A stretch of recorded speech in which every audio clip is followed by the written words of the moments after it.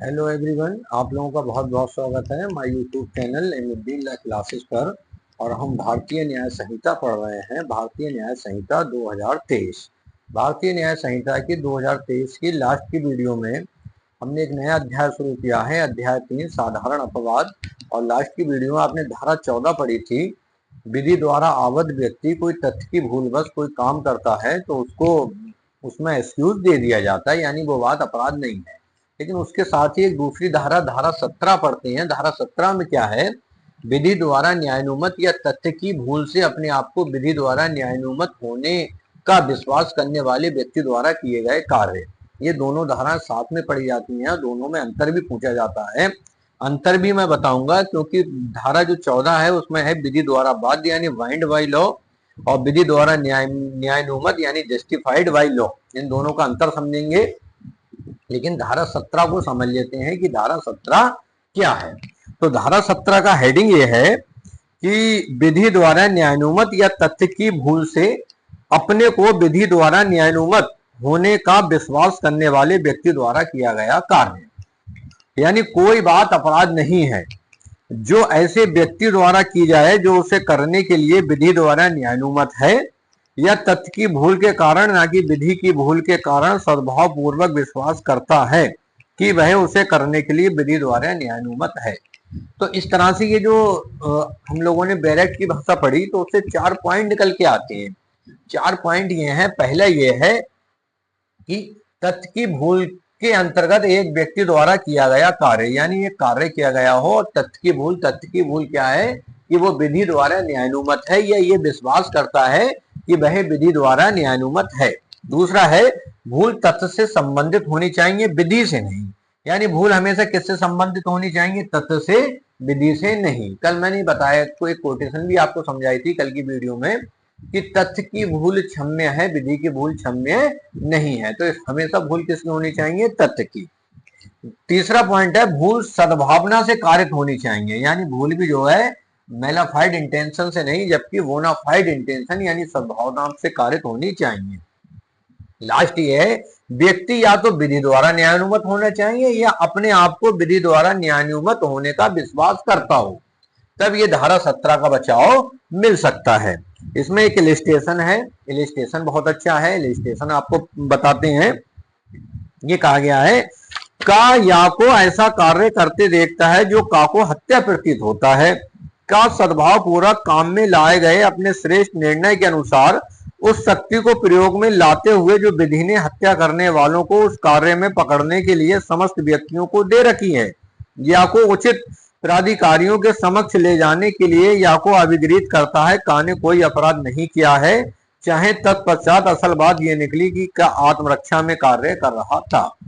यानी देखिए धारा 17 का बचाव, ये 4 पॉइंट जब कंप्लीट होते हैं तब निकलता है। अब बात आते हैं धारा 14 और 17 में फिर अंतर क्या है, क्योंकि दोनों में ही तथ्य की भूल है। अब तथ्य की भूल तो ठीक है, लेकिन दोनों में अंतर कुछ है।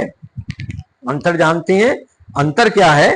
तो अंतर में ये कहा गया है धारा 14 उन मामलों से संबंधित है जिनमें तथ्य की भूल के कारण भ्रमित व्यक्ति एक विशिष्ट ढंग से कार्य करने के लिए अपने को विधि द्वारा बाध्य पाता है।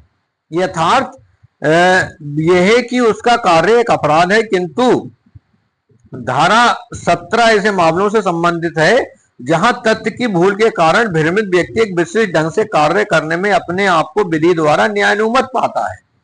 यानी धारा 14 में जो था वो विधि द्वारा बाध्य पाता था, और धारा 17 में क्या पाता है? विधि द्वारा न्यायानुमत पाता है। इन दोनों धाराओं के बीच अंतर को विधि द्वारा बाध्य, ये देखिए विधि द्वारा बाध्य बाइंड बाई लॉ, और विधि द्वारा न्यायानुमत यानी जस्टिफाइड बाई लॉ शब्दों के प्रयोग द्वारा स्पष्ट समझा जा सकता है। धारा 14 के अंतर्गत वैधिक बाध्यता है, जबकि धारा 17 के अंतर्गत वैधिक न्यायानुमत। यानी धारा 14 के अंदर बाइंड बाई लॉ है और धारा 17 के अंदर जस्टिफाइड बाई लॉ है। तो ये है। इसमें एक केस है, केस पढ़ लेते हैं। उड़ीसा राज्य बनाम भगवान बारिक के मामले में अभियुक्त आ और मृतक दा के बीच जानवरों को चराने के मामले को लेकर आपस में कटु संबंध थे। घटना की रात मृतक भागवत सुनने गया था। गांव के कुछ अन्य लोग जिनमें अभियुक्त सम्मिलित था भी वहां उपस्थित थे। भागवत समाप्त होने के बाद मृतक तालाब से अपना बर्तन लेने गया, जहां अभियुक्त ने उसके सर पर लाठी से वार कर दिया और उसको मार दिया।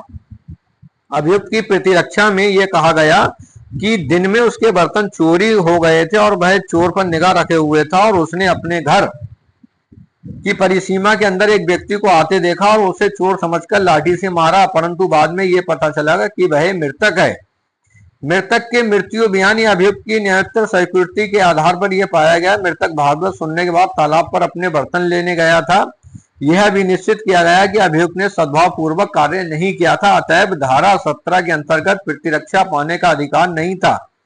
मृतक और अभियुक्त के आपसी संबंध खराब थे और अभियुक्त को यह मालूम था कि मृतक भागवत सुनने गया है। इससे यह स्पष्ट है कि अभियुक्त इस अवसर की तलाश में था कि मृतक से गांव ले ले, और जब उसने मृतक पर लाठी से प्रहार किया तो इस बात पर विश्वास करने का कोई आधार नहीं था कि वह चोर पर प्रहार कर रहा है। यदि यह मान भी लिया जाए कि वह चोर था तो भी मात्र यह तथ्य अभियुक्त द्वारा मृतक पर किए गए प्रहार को उचित नहीं ठहराता है। तो यह है, देखिए स्पष्ट होना चाहिए कि व्यक्ति जो है वो विधि द्वारा न्यायानुमत था या नहीं, तभी इस चीज का बचाव मिलेगा। एक केस और है, राज कपूर बनाम लक्ष्मण के मामले में निर्णय दिया गया यदि अपनी अधिकारिता में कार्य करते हुए बोर्ड ऑफ सेंसर किसी ऐसी फिल्म को प्रदर्शित किए जाने की अनुमति प्रदान कर देता है जिसके अश्लील होने का आरोप लगाया जाता है, तो फिल्म निर्माता एवं अन्य संबंधित एजेंसियां संहिता की धारा 292 के अंतर्गत, पुरानी आईपीसी है, पुरानी केस है, अभियोजित नहीं किए जा सकते, क्योंकि धारा 79 उन्हें यह बचाव प्रदान करती है कि उन्होंने सेंसर बोर्ड ऑफ सेंसर से प्रमाण पत्र लिया था। इसको एक सिंपल भाषा में समझ लीजिए। मान लीजिए एक निर्देशक है, एक फिल्म बनाता है और फिल्म हो सकता है अश्लील हो, लेकिन सेंसर बोर्ड उसे प्रमाणित कर देता है और वो फिल्म दिखाई जाती है। फिर उन निर्माताओं पर मुकदमा दर्ज होता है, तो वो इस बात का बचाव ले लेते हैं कि हम तो विधि द्वारा न्यायानुमत है, सेंसर बोर्ड ने हमें पास कर दिया है। तो ये धारा है, धारा 17, जो विधि द्वारा न्यायानुमत है। कल आगे इसमें 2 धाराएं पढ़ेंगे। वीडियो देखते रहिए, पूरी समझते रहिए। कोई चीज समझ में ना आए कमेंट जरूर करिए। धन्यवाद।